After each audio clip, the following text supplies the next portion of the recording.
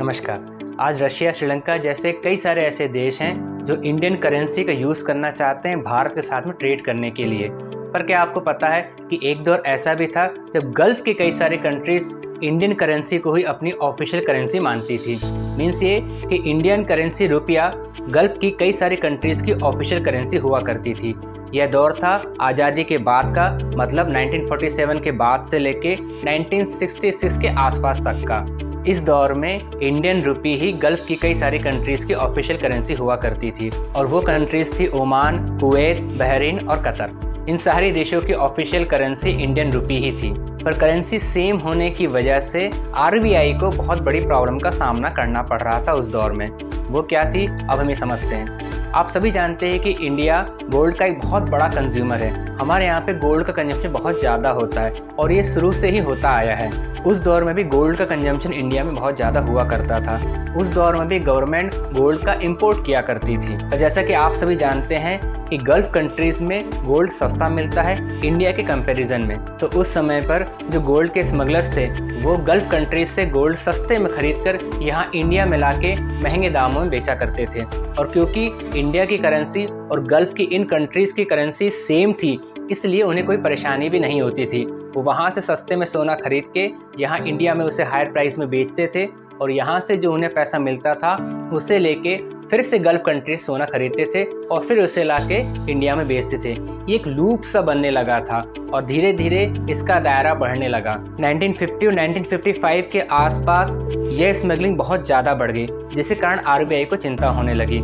इस समस्या से निपटने के लिए आरबीआई ने 1959 में गल्फ़ की इन कंट्रीज़ के लिए एक अलग से करेंसी लॉन्च करी, जिसे नाम दिया गया गल्फ़ रुपी। इस गल्फ़ रुपी और इंडियन रुपी की वैल्यू सेम थी, मतलब दोनों का एक्सचेंज रेट सेम था।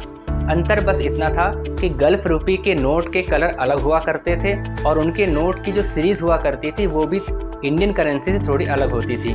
गल्फ़ कंट्रीज़ के नोट की सीरीज़ Z से शुरू होती थी। ये इसलिए किया गया ताकि इंडियन रुपी और गल्फ़ रुपी को अलग अलग डिफ्रेंशिएट किया जा सके। इससे बहुत हद तक स्मगलिंग में काबू पाया जा सका। इसके बाद दौर आया 1965 के आसपास का, जब भारत और पाकिस्तान का वॉर हुआ था। इस वॉर के समय तक और इसके बाद भी देश की आर्थिक हालत बहुत ज़्यादा खराब हो गई थी। फिजिकल डेफिसिट बहुत ज़्यादा बढ़ गया था, ट्रेड डेफिसिट भी बहुत ज़्यादा बढ़ गया था और बैलेंस ऑफ पेमेंट का इश्यू भारत के सामने खड़ा हो गया था। देश में अनाज की कमी होने लगी थी और देश के आर्थिक हालात दिन ब दिन गिरते ही जा रहे थे। उस समय की इंदिरा गांधी गवर्नमेंट ने इस समस्या से निपटने के लिए आईएमएफ का रुख किया। आईएमएफ फंड देने के लिए राजी हो गया और उसकी शर्तों के अनुसार इंडियन गवर्नमेंट को, आरबीआई को रुपए का डिवैल्यूएशन करना पड़ा।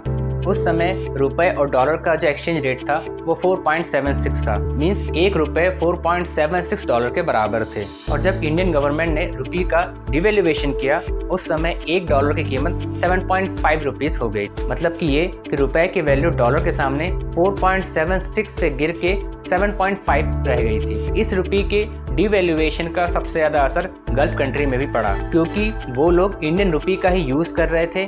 इसलिए जब इंडियन रुपी का डिवैल्यूएशन हुआ तो उनकी करेंसी का भी डिवैल्यूएशन हो गया। इसलिए धीरे धीरे सभी गल्फ़ कंट्रीज़ ने अपनी करेंसी को लॉन्च करना शुरू कर दिया। कुवैत ने सबसे पहले 1961 में अपनी करेंसी कुवैत दिनार को लॉन्च किया। इसके बाद में 1965 में बहरीन ने अपनी करेंसी लॉन्च की, जिसका नाम रखा गया बहरीन दिनार। इसके बाद में आगे जाके ओमान और कतर ने भी अपनी करेंसी लॉन्च कर दी और इस तरह से ये गल्फ़ कंट्रीज इंडियन रुपी से पूरी तरह से अलग हो गई। पर आज दुनिया के कई सारे देश ऐसे हैं जो भारत के साथ में ट्रेड करने के लिए इंडियन रुपी का यूज़ करने के लिए तैयार हैं और हमें उम्मीद कर सकते हैं कि इससे इंडियन रुपीज़ को वर्ल्ड में एक नई पहचान मिलेगी। आज के वीडियो के लिए बस इतना ही। अगर आपको वीडियो पसंद आया हो तो इसे लाइक करिए, शेयर करिए और हमारे चैनल को सब्सक्राइब करिए।